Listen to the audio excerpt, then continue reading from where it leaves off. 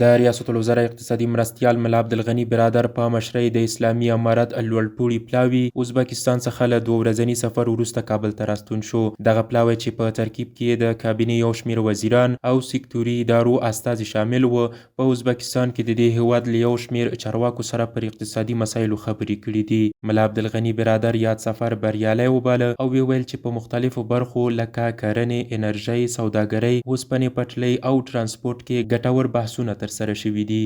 موږ خپل سفر چې ازبکستان ته درلودی،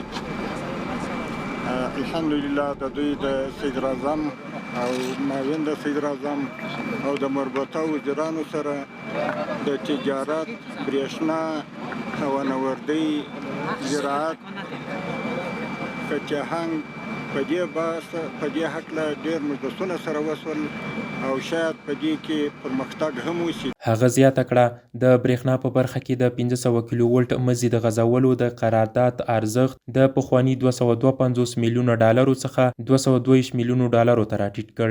د اوسپنې پټلۍ په اړه نوموړي وویل چې ډېر ژر به د ازبکستان تخنیکي ټیمونه افغانستان ته راشي او له حیرتانه تر هرات پورې د اوسپنې پټلۍ د غځولو مطالعات به پیل کړي چې د مطالعاتو لګښت به ازبکستان ورکوي. د کرنیزو محصولاتو د صادراتو په برخه کې ازبکستان ژمنه کړې چې شته محدودیتونه لري کوي چې له دې سره به د افغان کروندګرو صادرات زیات شي. همداراز د برېښنا په تعرفو کې د کموالي او کچې د زیاتوالي پر سر هم موافقې شوي دي.